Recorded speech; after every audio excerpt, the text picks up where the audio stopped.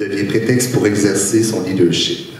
Nous sommes privilégiés d'être avec vous pour partager nos expériences afin de faire du numérique un levier et une valeur ajoutée en contexte éducatif.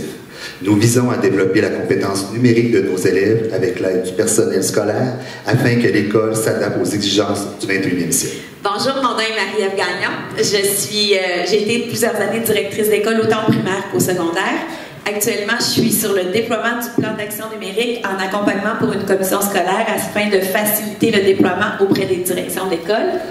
Je me présente, Yvan Fortier, directeur à la commission scolaire de la Côte-du-Sud, une commission scolaire rurale qui scolarise plus ou moins 8000 élèves. Je suis actuellement un collaborateur au ministère de l'Éducation au bureau de la mise en œuvre du plan d'action numérique.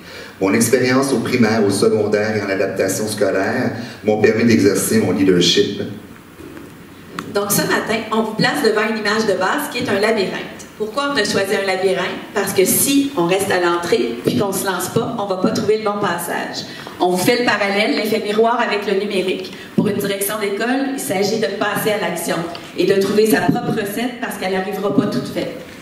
Avant de passer à l'action, nous devons, comme gestionnaire d'établissement, bien saisir les enjeux de notre milieu, car chaque école est unique. D'où l'importance de marcher son école, d'échanger avec son personnel scolaire et d'établir un climat de confiance. Se donner une vision partagée favorise l'adhésion et l'engagement de son équipe école. Donc, la compréhension commune est la base d'une équation réussie. Un plan de marche, ça commence par une cible, une orientation. Dans le cas du numérique, la cible devrait toujours être en lien avec la réussite de l'élève. Dans le fond, il s'agit de se fixer un point d'arrivée, ensuite de trouver les étapes à franchir pour y arriver. Je vous ferai le comparatif avec un GPS dans le fond. On a un point de départ, un itinéraire, un point d'arrivée. Cibler une destination permet de donner du sens à nos actions en équipe école. Le personnel scolaire doit avoir le goût de suivre le directeur, d'avoir une plus-value, un gain, une amélioration dans sa pratique pédagogique pour le bénéfice de ses élèves. Donc, un climat de confiance est toujours essentiel.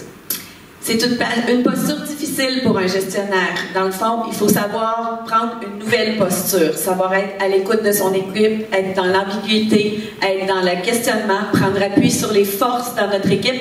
Donc, ça peut demander un changement de posture très important. Le leader doit accepter de prendre des risques et doit saisir les différentes opportunités dans son école. Important d'avoir des objectifs ambitieux car permet un impact positif sur la motivation du personnel. Les situations complexes offrent la possibilité d'avancer et de faire progresser son équipe. La théorie des petits pas permet une meilleure gestion des différents enjeux. Il faut savoir faire progresser une équipe quand on est gestionnaire. Mais dans notre équipe, on a des individus avec chacun des niveaux d'aisance différents. Donc, c'est important d'avoir une visée collective, mais de voir ensuite comment on peut aider chaque individu à avancer en fonction de ce qu'il est pour pouvoir contribuer ensuite au succès collectif de l'équipe. Chacun vise à s'améliorer en fonction de sa situation de départ. Telle la différenciation pédagogique chez l'élève, le gestionnaire doit également adapter l'offre de formation continue de son personnel. Le développement professionnel est l'assise pour amorcer un changement et accompagner l'équipe vers la destination souhaitée. Le directeur doit également planifier son propre développement professionnel. Le directeur est un phare. Il doit agir comme gardien du processus. Dans le fond, on s'est fixé un itinéraire. On dit que chacun a un niveau d'aisance qu'il faut prendre pour pouvoir l'accompagner. Il faut aussi mesurer au fur et à mesure. Le processus, ça ne se fait pas tout seul. Donc, on ne peut pas dire qu'on a mis tout en place tant qu'on ne prend pas des mesures fréquentes des progrès des gens.